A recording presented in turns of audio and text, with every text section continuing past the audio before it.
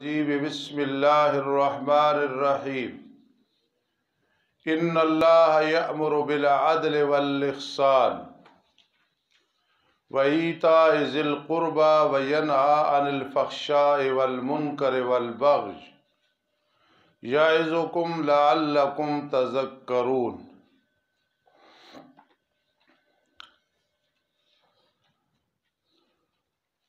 جب قرآن مجید فرقان حمید تبیان لکل شے ہے، دین کے اصول کے لیے فروعات حدیث میں ہیں، آگے اجماع اور قیاس میں ہیں، اصول دین ان کے لیے یہ تبیان ہے، تو اب رب کائنات ایسی آیات بیان کر رہی ہیں جو قواعد اور ضوابط پہ شامل ہیں، جو اصول دین پہ شامل ہیں، تاکہ پتہ چل جائے کہ واقعی یہ تبیان لکل شے ہے اور ایک بصیرت پہ ہے۔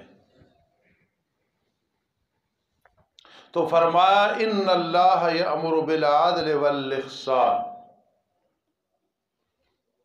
دفعیہ عذاب کے لیے امور ثلاثہ کا ذکر ہے، 3 امور کا ذکر ہے، یہ آ جائیں گے تو انشاءاللہ عذاب سے نجات ملے گی۔ بالعدل، بے شک اللہ تعالی حکم دیتا ہے عدل کا، احسان کا، ایتاء ذی القربیٰ کا۔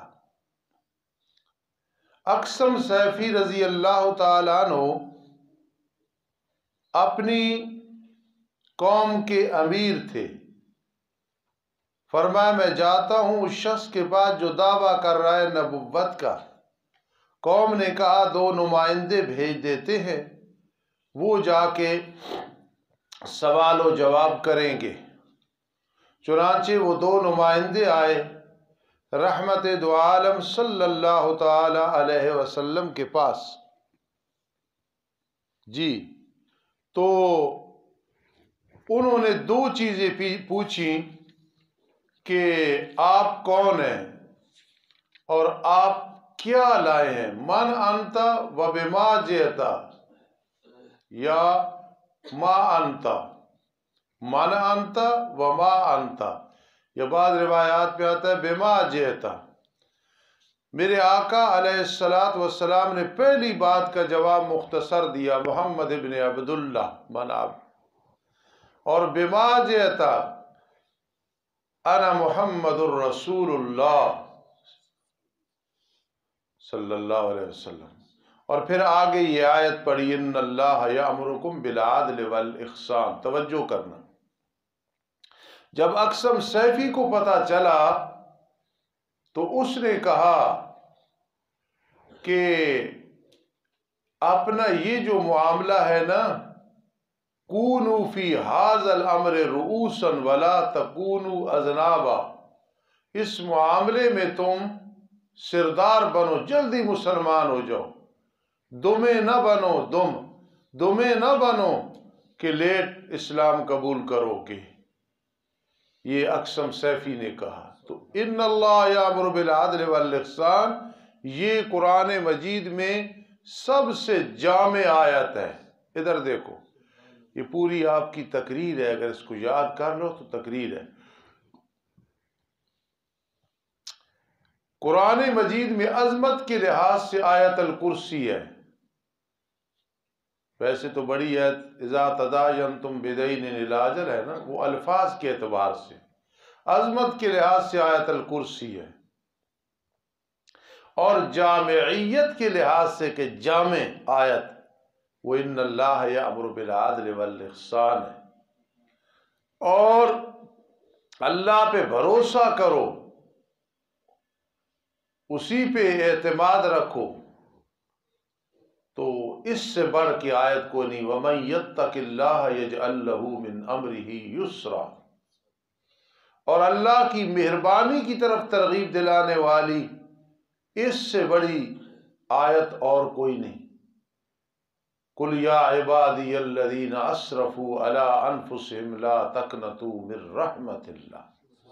یہ 4-5 آیتیں الفاظ میں بڑی، اذا تداینتم بدین الی اجل مسمى، لین دین کا معاملہ ہے۔ قاضی شمس الدین علیہ رحمت فرماتے تھے لین دین کا معاملہ لمبا ہو جاتا ہے نا، لینے ہیں دینے ہیں، لیٹ دے رہا ہے نا، اس لیے آیت بھی بڑی آئی، یہ لطیف چیز بیان کرتے تھے۔ اور عظمت کے لحاظ سے وہ آیت الکرسی ہے، اور جامعیت کے لحاظ سے یہ آیت ہے جو آج ہم نے شروع کی، ان اللہ یامر بالعدل والاحسان، اور اللہ پہ بھروسہ کرنا، ومن یتق اللہ یجعل لہ من امرہ یسرا، اور اللہ کی مہربانی کی طرف متوجہ کرنے والی وہ یہ آیت کریمہ ہے، یا عبادی الذین اسرفوا علی انفسہم لا تقنطوا من رحمت اللہ۔ اب مولانا بات سننا، عادل احسان ذرا ان کو سمجھنا ہے۔ بعضوں نے کہا عدل سے مراد توحید ہے، یہ سب سے بڑا عدل ہے، اور احسان سے مراد ہے فرائض کی ادائیگی۔ کتنا آسان معنی ہو گیا، ٹھیک ہے یہ چیز۔ اور بعضوں نے کہا عدل کا معنی ہے پورا پورا کسی کو دینا اس کا حق، وضع شیء فی محلی، اس کے مقابلے میں ظلم ہے وضع شیء فی غیر محلی، چیز کو اپنا مقام نہ دینا، یہ ظلم ہے، یہ ظلم ہے۔ عدل کے بارے میں میرے آقا علیہ السلام نے فرمایا العدل حسن، عدل اچھی چیز ہے، اور ظلم کے بارے میں فرمایا الظلم ظلمات یوم القیامہ، ظالم قیامت کے دن اندھیروں میں ہوگا۔ یہ جو میں نے درس دیا تھا نا معنی اس آیت پہ، یہ سارا ارشد حکیم نے لکھا تھا، کوئی چیز رہتی ہو تو اس سے لے لینا۔ بات سمجھ آ گئی؟ تو عادل کا معنی توحید ہے، احسان کا معنی ادائے فرائض۔ اور بعضوں نے کہا عدل سے مراد ہے مساوات، پورا پورا انصاف کر کے اپنا دے دینا، اور احسان سے مراد ہے جتنا فرض ہے اس سے زیادہ دے دینا، کسی کا حق جو دینا تھا دینا، اور کچھ احسان کر دینا، جس کے بارے میں رحمت دو عالم صلی اللہ تعالی علیہ وسلم نے لکھا ان اللہ کتب علیکم الاحسان جی فی کل شیء، اللہ نے تم پہ احسان کو لکھا ہے، ہر چیز میں احسان کرو، یہاں تک کہ فرمایا جب کسی چیز کو ذبح کرنے لگو تو چھری کو بھی تیز کر لو، یہ احسان ہے۔ میرے خیال میں بات سمجھ آئی ہوگی۔ اور بعض کہتے ہیں سب کا مطلب ایک ہی ہے، اپنا ذوق ہے، تعبیر کرنی ہے اپنے لحاظ سے، کہ احسان کہتے ہیں مشاہدے کو، مشاہدہ کرنا۔ دلیل یہ ہے کہ حدیث جبرائیل میں آیا، جب جبرائیل علیہ السلام ایک انسانی شکل میں آئے اور آ کے پوچھا مل احسان، احسان کیا ہے؟ آپ نے فرمایا احسان یہ ہے کہ تو عبادت کر کا انک تراہ، گویا تو اسے دیکھ رہا ہے اللہ کو اور وہ تجھے دیکھ رہا ہے، اور اگر نہیں دیکھ رہا، یہ تیرا یقین نہیں بنا تو کم از کم یہ تو بنا لے وہ تجھے دیکھ رہا ہے۔ تو احسان کا معنی کیا آتا ہے؟ مشاہدہ، یہ معنی بھی آیا ہے۔ بعض حضرات کہتے ہیں کہ عدل میں جب مساوات کہیں گے نا، مساوات، تو ہر چیز میں تو مساوات نہیں ہے۔ اب ماں باپ کا مقام اور ہے، اولاد کے ساتھ تو وہ نہیں مل سکتے، اولاد غیر کے ساتھ نہیں مل سکتی، بیوی کے اپنے حقوق ہیں، ہمسائے کے اپنے حقوق ہیں۔ تو وہ گہرائی میں جا کے کہتے ہیں کہ یار عدل کا معنی کرو توازن اور تناسب، صحیح وزن اور مناسب، جہاں کسی کا مقام ہے، وہ جو میں نے عبارت پڑھی وضع شیء فی محلی، چیز کو اپنے مقام پہ رکھو، بس۔ ماں باپ اپنا مقام ہے، اولاد کا اپنا ہے، بیگم کا اپنا ہے، ہر کسی کا اپنا، بھائی کا اپنا ہے، بہن، یہ نہیں کہ بیوی کی طرف راغب ہو، بہن بھائیوں کو چھوڑ دیا، بہن بھائیوں کی وجہ سے بیوی کو چھوڑ دیا، ماں باپ کی وجہ سے اور حقوق چھوڑ دیے۔ تو وہ کہتے ہیں نہیں یار عادل کا معنی کرو توازن اور تناسب، توازن یہ معنی کرو۔ یہ اپنی گہرائی میں جا کے انہوں نے، وہ کہتے ہیں اس کا معنی انصاف نہ کرو، وہ ٹھیک ہے اپنی جگہ کہ انصاف کا مطلب تو مساوات ہے، تو ہر جگہ مساوات نہیں ہے، حالانکہ وہ گہرائی میں چلے گئے. انصاف مانا تو کرنا ہی کرنا ہے، لیکن گہرائی میں جا کے علماء کا معنی عدل کہتے ہیں توازن اور تناسب کو برقرار رکھنا. توازن انشاءاللہ نماز کے بعد. ربنا تقبل منا. بسم اللہ الرحمن الرحیم. عمر بن عبدالعزیز رحمہ اللہ نے اپنے دور میں یہ لازم قرار دیا تھا کہ یہ آیت کریمہ جمعے کے خطبے میں ضرور ہو. اب دیوبندی، بریلوی، حیاتی، اشاعتی، غیر مقلد کوئی بھی ہے وہ پڑھتے ہیں جمعے کے خطبے میں ان اللہ یامر بالعدل. عثمان بن مسعود رضی اللہ تعالیٰ عنہ فرماتے تھے، عثمان بن مظعون رضی اللہ تعالیٰ عنہ، کہ اسلام تو میں نے قبول کر لیا تھا لیکن دل میں محبت اور چاہت اور راسخ ہونا ایمان کا جو میرے دل میں آیا تو اس آیت کریمہ کی وجہ سے آیا ان اللہ یامر بالعدل والاحسان. اب چلتے ہیں جی. بے شک اللہ تعالی حکم دیتا ہے انصاف کا، عادل کا. لوگوں کو بڑی شوق ہوتی ہے کہ 2 بیگمیں ہوں، 3 4. قرآن مجید نے فرمایا کہ اگر تم انصاف نہ کر سکو پھر ایک ہی کافی ہے. 2 بیویاں ہوں، 3 ہوں، 4، شرعی طور پہ اجازت ہے. شرط یہ ہے کہ عادل کر سکو، انصاف کر سکو. اولاد کی طرف طبی طور پہ ایک کی طرف زیادہ رجحان ہو کوئی حرج نہیں. جو اپنے اختیار میں ہے سب میں انصاف کرنا ہے جی. معاملات میں، لین دین میں، اگر زندگی میں وراثت تقسیم کرنی ہے، ہر چیز میں عادل. العدل حسن، انصاف اچھی چیز ہے. 7 شخص قیامت کے دن عرش معلیٰ کے سائے کے نیچے ہوں گے، جن میں سے پہلا ہے امام عادل، وہ بادشاہ جو انصاف کرنے والا ہے. ایک باندری نے اسمبلی میں کہا تھا انصاف تو اس دن ختم ہو گیا تھا جب حضرت فاطمہ رضی اللہ تعالیٰ عنہ آئی. صدیق اکبر رضی اللہ تعالیٰ عنہ کے بارے میں اس نے کہا کہ انہوں نے اسے باغ فدق نہیں دیا تھا. تو اس باندری نے جو کچھ کہا غلط کہا. الصحابۃ کلہم عدول، سب سے پہلے امام عادل صدیق اکبر ہیں نبی اکرم صلی اللہ تعالی علیہ وسلم سے. اور ایسی باندریاں بھونکتی رہیں، چونکتی رہیں، ٹونکتی رہیں، ہمیں ان کا کوئی اثر نہیں ہے. سمجھی بات؟ تو اس لیے صحابہ کرام تو معیار ہیں. اگر عدل دیکھنا ہے تو ان میں دیکھنا ہے. بے شک اللہ تعالی حکم کرتا ہے بالعدل، انصاف کا. والاحسان، محسنین آتے ہیں نا، نیکیاں کرنے والے، وہ اسی درجے میں کہ ان کی نیکیاں قبول ہوں. وَإِيتَاءِ ذِي الْقُرْبَىٰ، اور قریبی رشتہ داروں کو دینا. میرے عزیزو، اگر چاہتے ہو اللہ ہر معاملے میں کامیابی دے، اللہ گناہوں پہ پردے رکھے، اللہ رزق کو وسیع کرے، اللہ تمہارے عمر، علم کو، اولاد کو مبارک بنا دے، خدا را قریبی رشتہ داروں سے تعلق اچھا رکھا کو. حدیث میں آتا ہے سب سے برا انسان وہ ہے جس سے لوگ بولنا چھوڑ دیں. کیوں بولنا چھوڑ دیں؟ یار اس سے بات کرو تو یہ بد اخلاق ہے، اسے بات ہی نہ کرو. کما سمعتم الآن لرجل وَإِيتَاءِ ذِي الْقُرْبَىٰ، اور قریبی رشتہ داروں کو دینا. یہ چیزیں ہو گئی. یہ 3 چیزوں کا حکم ہے اور 3 چیزوں سے منع کیا گیا. ینہا عن الفحشاء، فحشاء کا معنی مثال کے طور پہ جو اس کا معنی ہے زنا سر فہرست. المنکر سے مراد جو ہے نا جی، یہ ہے شرک سر فہرست. اور البغض سے مراد ہے ظلم، یعنی یہ سمجھ لیں کہ البغض سے کیا مراد ہے شابش؟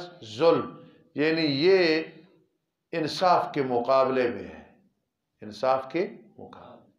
اب ذہن میں رکھنا، فحشاء قوت شہوانیہ پہ کنٹرول نہ کرنا، شہوت کی وجہ سے گناہ، زنا، لواطت، اغلام بازی، مشت زنی، استبداء، مرد و عورت کا آپس میں یہ گناہ کرنا، لڑکوں کا لڑکوں کے ساتھ، لڑکیوں کا لڑکیوں کے ساتھ کسی طریقے سے شہوت کو مٹانا، یہ فحشاء ہے. قوت تانیہ وہمیہ یہ المنکر ہے، اس سے مراد شرک وغیرہ ہے، اور البغی قوت غضبیہ اس سے مراد حقوق العباد ہے، اس میں فرق لگانا۔ عدل کا ذکر قرآن مجید میں 27 آیات میں آیا ہے اور 53 احادیث میں عدل کا ذکر آیا ہے، اور احسان کا ذکر قرآن مجید میں 66 دفعہ آیا ہے، اور احادیث کی روشنی میں 29 احادیث میں آیا ہے۔ یہ میں نے بڑا غوطہ لگا کے اس دن درس میں چیزیں حاصل کی تھی۔ اور منکر کا ذکر قرآن مجید میں اس کی نفرت دلانا روکنا 13 آیات میں ملتا ہے اور 33 حدیثوں میں ملتا ہے۔ الغی کا ذکر قرآن مجید میں 18 دفعہ آیا، 18 آیات میں، اور احادیث کی روشنی میں 11 دفعہ آیا ہے۔ بے شک اللہ تعالی حکم کرتا ہے انصاف کا اور احسان کا اور قریبی رشتہ داروں کو دینے کا، اور روکتا ہے اللہ تعالیٰ بے حیائیوں سے اور برے کاموں سے اور ظلم سے۔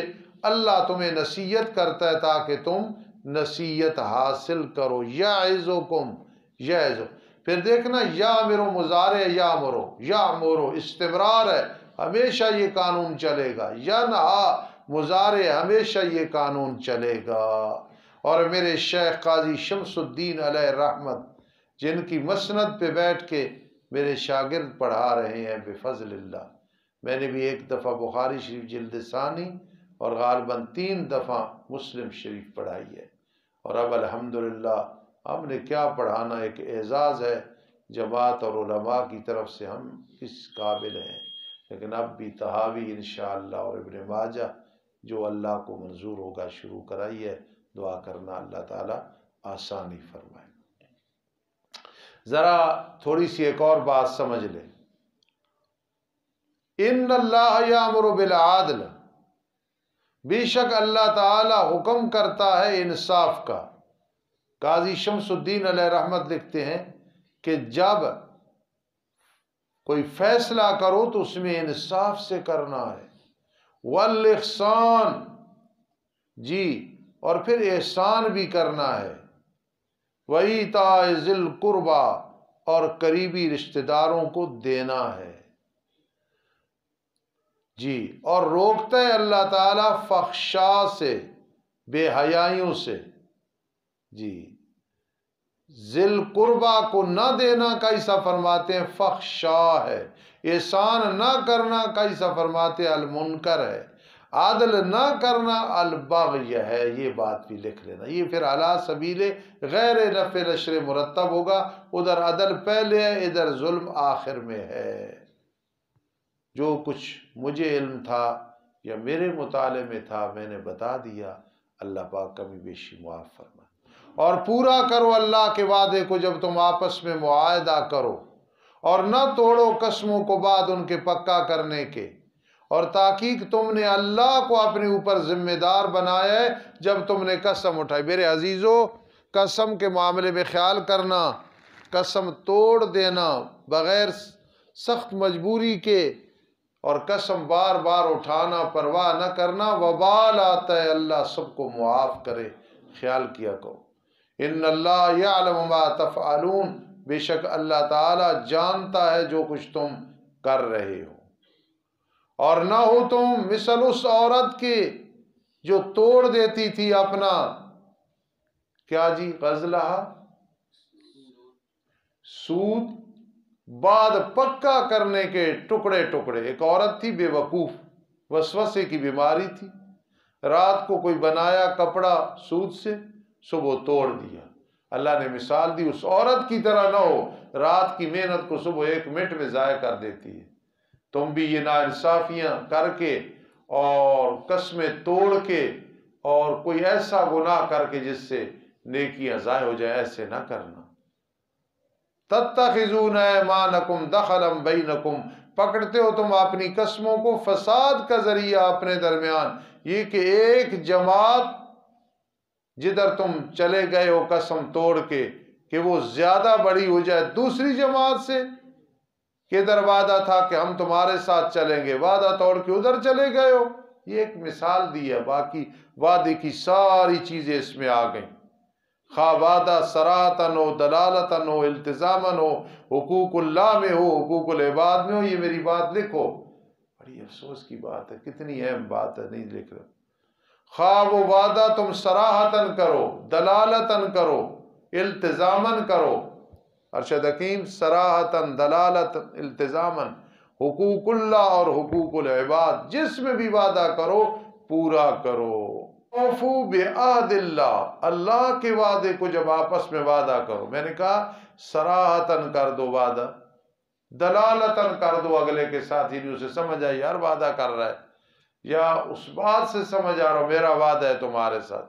حقوق اللہ اور حقوق العباد میں وعدے کا خیال کرنا ہے، جی نہیں سوائے اس کہ اللہ تمہیں آزماتا ہے اس کے ساتھ۔ یہ جو تم کہتے ہو فلاں جماعت بڑی ہو جائے میں قسم توڑ دیتا ہوں، ادھر چلا جاتا ہوں، اور البتہ ضرور بھی ضرور بیان کرے گا قیامت کے دن جس میں تم اختلاف کر رہے ہو، اور اگر چاہتا اللہ تعالیٰ البتہ تم سب کو ایک جماعت بنا دیتا۔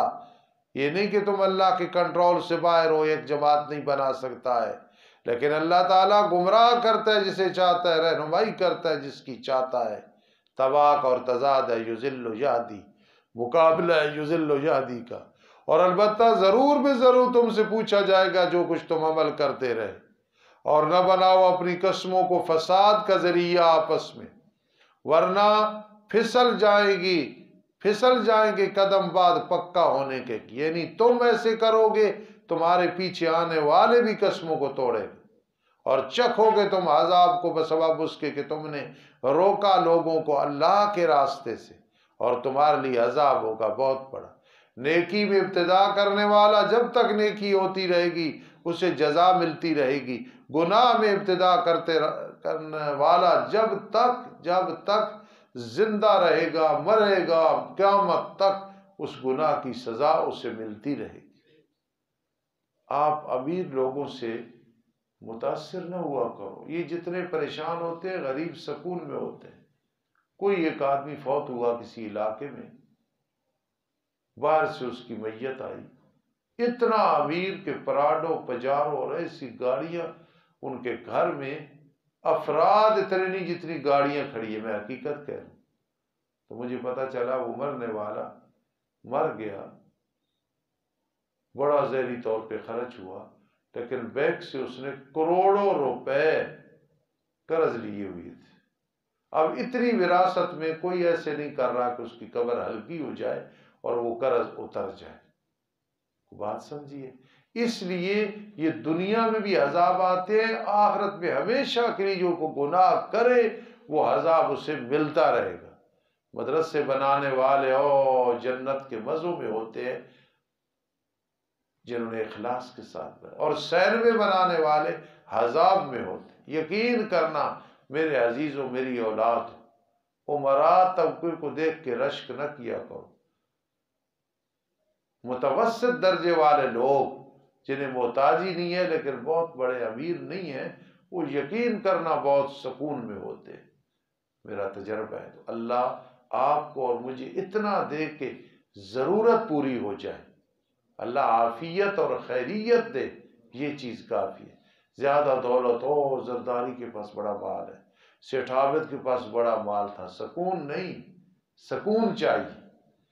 اس لیے کئی گناہ ایسے چکھو گے تم عذاب کو بسبب اس کے کہ روکا اللہ کے راستے سے، اور تمہارے لیے عذاب ہوگا بہت بڑا۔ ہاں، مال و دولت ہو، ایمان ہو، زکوٰۃ عشر ہو، اللہ کے راستے میں خرچ کرنا ہو، حقوق العباد کی ادائیگی ہو، یہ تو حضرت عثمان رضی اللہ تعالیٰ عنہ والا مشن ہے، اس میں کوئی حرج نہیں۔ اور نہ خریدو تم اللہ کے عہد کے بدلے حقیر قیمت کے پیسے لے کے وعدے توڑ دو، انما عند اللہ هو خیر لکم، نہیں سوائے اس کے اللہ کے ہاں جو ہے وفا بالعہد کا ثواب وہ تمہارے لیے بہتر ہے دنیا کے سامان سے، اگر ہو تم جانتے۔ ما عندکم ینفد وما عند اللہ باق، جو تمہارے پاس ہے فنا ہونے والا ہے، اور جو اللہ کے پاس ہے باقی رہنے والا ہے۔ جو تمہارے پاس ہے نا، جتنا مال و متاع یہ فنا ہو جائے گا، جو اللہ کے پاس رحمت کے خزانے وہ باقی رہنے والے ہیں۔ نیکیاں کرو باغ، خرچ کرو باغ، پڑھاؤ باغ۔ اور یہ جو جسم ہے نا یہ ہمارے پاس ہے، یہ دنیا میں مٹی سے مٹی ہو جاتا ہے سوائے انبیاء کرام علیہ السلام کے، اور جو روح ہے نا یہ عند اللہ، اللہ کے پاس چلا جاتا ہے، اچھے کا ہے یا برے کا ہے۔ سارے سنو اس میری بات کو، ما عندکم ینفد، جو جسم تمہارے پاس ہے یہ فنا ہو جاتا ہے، بٹ اللہ ماشاء اللہ، اللہ کسی کے جسم کو محفوظ رکھے، کئی نیک لوگ ہیں، لیکن قانون یہی ہے کہ مٹی سے مٹی ہوگی۔ اور جو اللہ کے ہاں یعنی روح وہ باقی رہتی ہے، روح ادھر سے نکلتی ہے، موت نام مر جانے مٹ جانے کا نہیں ہے، وہ برزخی زندگی شروع ہو جاتی ہے۔ کہتے نہیں ہے انتقال کر گیا، ادھر سے منتقل ادھر کر گیا، ہو گیا، یہ مقصد۔ اس میں ساری چیزیں آ گئی، جو دنیا کے ساتھ تعلق ینفد ہو، اور جو اللہ کے ساتھ ہے وہ باقی۔ اور البتہ ضرور بھی ضرور ہم بدلہ دیں گے ان لوگوں کو جنہوں نے صبر کیا، ان کا بدلہ اچھے ان کے اعمال کا، حسن کو ہم احسن بنا دیں گے۔ من عمل صالحا من ذکر او انثی، جس نے عمل کی اچھے، مرد ہے یا عورت ہے، حالانکہ وہ مومن ہے، فلنحیینہ حیاتا طیبہ، پس البتہ ضرور بھی ضرور ہم اس کو زندگی دیں گے، ستھری زندگی۔ میرے استاد مولانا عبدالقدوس رحمہ اللہ فوت ہوئی ہے، جن سے میں نے سراجی پڑھی، حسامی پڑھی، ایسی حسامی میں نے 2 استاذوں سے پڑھی، شرح تعظیم میں نے 3 استاذوں سے پڑھی، بار بار کئی کتابیں پڑھی ہیں، سراجی 2 استاذوں سے پڑھی، تو ان سے میں نے پڑھی جتنی اللہ نے مجھ میں وراثت میں بڑی عزت عطا فرمائی۔ ان کے جنازے پہ مجھے ٹائم دیا گیا بیان کرنے کا، تو میں نے کہا کہ میں نے قرآن کی روشنی میں دیکھا میرے استاد جی کی زندگی حیاتاً طیبہ تھی، کوئی دنیا کے ساتھ پیار نہیں، محبت نہیں، بس فکر ہے اللہ راضی ہو جائے، اللہ راضی ہو جائے۔ تفسیر قرطبی والا کہتے ہیں کہ حیاتاً طیبہ کیا ہے؟ رزق حلال ہو، حیاتاً طیبہ۔ قناعت جو ہے اس پہ آدمی صابر رہے، حیاتاً طیبہ۔ اس نے یا کے ساتھ بیان کیا اور میں ساری اکٹھی بیان کر رہا ہوں۔ پھر حیاتاً طیبہ کا توفیق الاعمال الصالحہ، نیکیوں کی توفیق مل رہی ہو، یہ حیاتاً طیبہ۔ عبدالرحمن اگر نہیں لکھے تو لکھے دے، میرے خیال پہلے لکھا۔ ہاں جی، اور چوتھا کیا ہے کہ سعادت کہتے ہیں بچے نیک، خود نیک، برکت، اپنا کاروبار، عمرے، حج نصیب ہو، یہ حیاتاً طیبہ ہے۔ اور 5واں ہے رضا بالقضاء، اللہ نے جو فیصلہ کر دیا راضی ہے، سر خم تسلیم ہے جو مزاج یار میں ہے۔ پس البتہ ضرور بھی ضرور ہم اس کو زندگی دیں گے، زندگی ستھری، وَلَنَجْزِيَنَّهُمْ أَجْرَهُمْ بِأَحْسَنِ مَا كَانُوا يَعْمَلُونَ، اور البتہ ضرور بھی ضرور ہم ان کو بدلہ دیں گے، بدلہ ان کے اچھے اعمال کا۔ متعلق بدعوی وحی، پر جب آپ قرآن پڑھنے کا ارادہ کریں، فَاسْتَعِذْ بِاللَّهِ، بس آپ پناہ مانگے اللہ سے۔ میں کہا کرتا ہوں، کہیں پڑھا ہے کہ اعوذ باللہ من الشیطان الرجیم میں سیاسی ایک فائدہ ہے، جو شیطان ہمیں نظر نہیں آتا اس سے ہم ہر وقت اعوذ باللہ پڑھتے ہیں، تو جو شیطان ہمیں نظر آتا ہے دینی دنیاوی، ہماری جان مال کا دشمن، اس کے بارے میں ہم نہیں سوچتے ہوں گے۔ اللہم انا نجعلک فی نحورہم ونعوذ بک من شرورہم، فاستعذ باللہ، پس پناہ مانگ تو ساتھ اللہ کے شیطان مردود سے۔ بے شک وہ شیطان، اس کا کوئی زور نہیں ہے ان لوگوں پہ جو ایمان لائے۔